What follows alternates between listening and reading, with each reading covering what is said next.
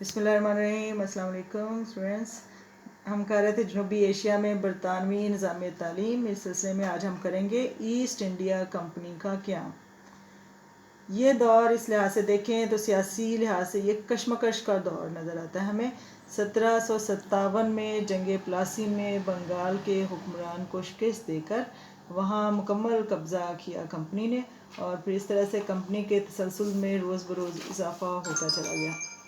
सियासी लिहाज से मुल्क पर कंपनी काबिज़ होती रही और यहाँ के लोगों की ज़हनी हालत को बदलने के लिए इस कंपनी ने अपना एक ख़ास निज़ाम तालीम नाफिज किया, जिसका मकसद ये था कि मखसूस जहन के लोग तैयार हों। इन्हें ये मालूम था कि हमारा राज बिलाखिर एक दिन ख़त्म हो जाएगा, लेकिन जो हमने मकसद हासिल करना वो ये है कि इन लोगों को अपना जहनी ग़ुलाम बना ले, ताकि वो सदियों तक ये राज कायम रहे और वो उनके ग़ुलाम रहें। पहले इनकी सरगर्मियाँ महदूद थीं।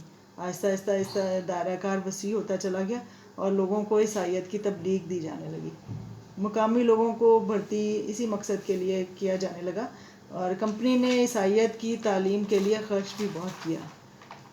1698 यानी 1698 में जब कंपनी ने चार्टर की तजदीद की तो बरतानवी पार्लियामेंट ने कंपनी ने ईसाईयत की तालीम की शिक मंजूर की, जिसकी बदौलत हिंदुस्तान में इनकी तमाम फैक्ट्रियों और तजारती जहाज़ों में ईसाई मुबल्लिगीन का तकर्रुर ज़रूरी करार दे दिया गया और इसी मकसद के लिए स्कूल भी कायम किए गए।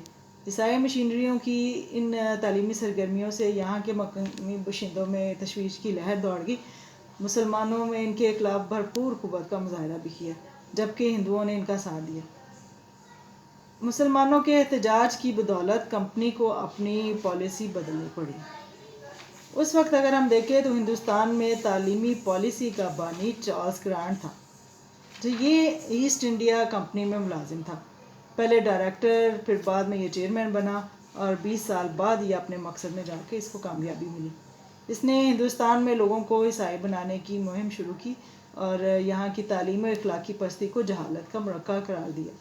बरतानवी हुकूमत को इसने मशवरा दिया कि यहाँ के लोगों को वो तालीम का बंदोबस्त करें ताकि इसकी आड़ में ईसाईयत का प्रचार किया जाए।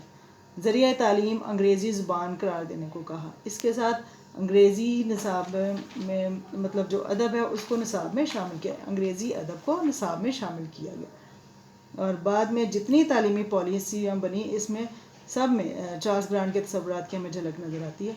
1813 के चार्टर में ये शुरू जब होता है उसको हमने देखा 1813 के हवाले से, वहाँ से लेके ये 1947 तक इसके तसव्वुरात हमें नज़र आ रहे हैं।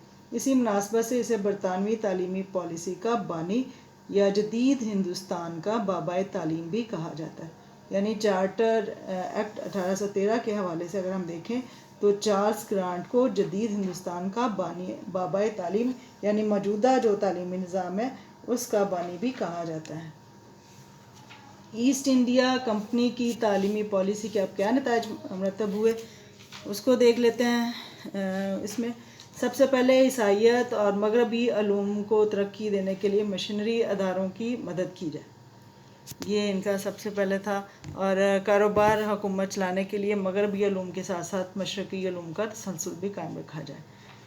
कंपनी की ज़रूरियात को पूरा करने के लिए नए अदारे कायम किए जाएँ और वहाँ से ऐसे अफराद तैयार हों जो इनकी हुकूमत बनाएं और कंपनी के मददगार हों। मुसलमानों के मदरसों और हिंदुओं के पाठशालाओं को कायम रखा जाए। मज़हब के आला अदारों की माली मदद की जाए और इनके मजहबी रहनुमाओं को खिताब और इनामात दिए जाए और असर व सलूक रखने वाले हिंदुस्तानियों के बच्चों को आला मुलाजमतें दी जाएँ।